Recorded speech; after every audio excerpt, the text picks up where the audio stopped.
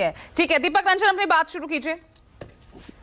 देखिए पूजा जी, हाथरस में जो हृदय विदारक हादसा हुआ, जिसके लिए जिसने अंदर तक दिल को एकदम दहला करके रख दिया, मैं जितने भी लोग रहते हैं उनके प्रति मैं अपनी शोक संवेदना व्यक्त करता हूं और उनके परिवारजनों की इस दुख की घड़ी को सहन करने की मैं प्रभु से कामना करता हूं, इस दुख की घड़ी को वो सहन करें।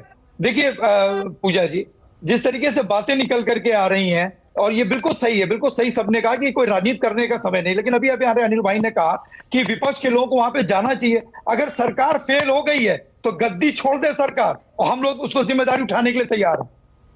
देखिए हमारे मनीष भाई यहाँ पे बैठे हुए सरकार में नुमाइंदगी करते हैं ये, और ये हो गए अनिल दुबे जी हो गए। देखिए जान की पूजा जी कोई कीमत नहीं होती, मैं जान को आप किसी पैसे से नहीं आप उसको तौल सकते, लेकिन इतना कम मुआवजा आप दे रहे हैं उनके मृतक के परिवार लोगों को, 2 लाख रुपया मुआवजा दे रहे हैं मृतक के लोगों को।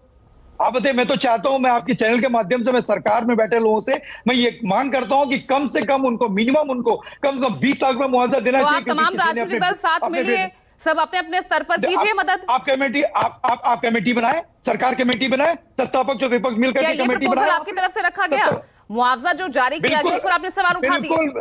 बिल्कुल बिल्कुल, आप बताओ पूजा जी, 2 लाख का मुआवजा जायज है, उचित है मुआवजा ये?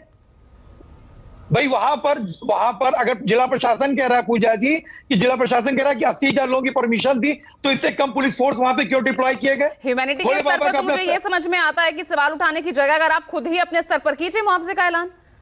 हम लोग करेंगे, बिल्कुल करेंगे, बिल्कुल करेंगे, लेकिन सरकार का क्या दायित्व है? सरकार का दायित्व है 2 लाख रुपए देकर के आप पल्ला चाट लीजिए, सरकार के दायित्व है। और उसमें जो मुख्य अभियुक्त है उसका नाम क्यों एफआईआर में दर्ज है? लेकिन तलाशी चल रही है ना, सर्च ऑपरेशन चल रहा है उसके खिलाफ।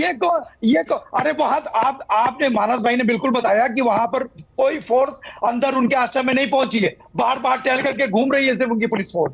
जब एफआईआर में उसका नाम नहीं है तो किस परमिशन से, किस उससे जो अंदर उसके घुस जाएंगे वो? एफआईआर में नाम आखिर क्यों नहीं है उसका? क्यों बेचारे? ये वही भोले बाबा है पूजा जी जिन्होंने पेंडेमिक जैसे, जब वो कोविड जैसा पेंडेमिक था, सोशल डिस्टेंसिंग की बात हो रही थी, इन्हीं भोले बाबा ने जो सभा लगाई थी, महासभा लगाई। और भी एसडीजीपी साहब बता रहे थे कि उसको भागने का हुनर है, उसको छुपने का हुनर है। अरे वो तो एलआईयू का कर्मचारी भी रहा है, तो उसको ये भी हुनर होनी चाहिए, ये भी तरीका होना चाहिए कि जहां पे परमिशन इतने लोगों की हो रही है, कोई एग्जिट गेट नहीं है, कोई एंट्री नहीं है, सिर्फ एक एग्जिट गेट बना करके आप खेत में आप कार्यक्रम कर दे रहे हो।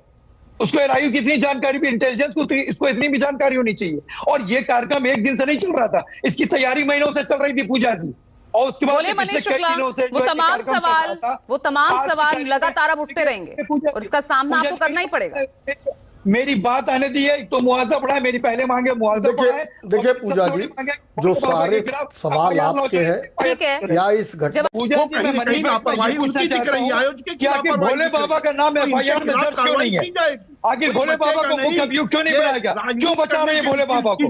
किस दबाव में बचा रहे हैं भोले बाबा को? इस पर राजनीति मत करिए। क्यों बचा रहे हैं भोले बाबा? जो मुख्य अभियुक्त है, मामला वाकई बहुत गंभीर, बहुत संवेदनशील है, क्योंकि ये मामला एक मौतों का है। इसके जिम्मेदार कौन है, ये सवाल हम पूछ रहे हैं, और वाकई राजनीति नहीं होनी चाहिए इस मुद्दे पर। बिल्कुल राजनीति नहीं होनी चाहिए।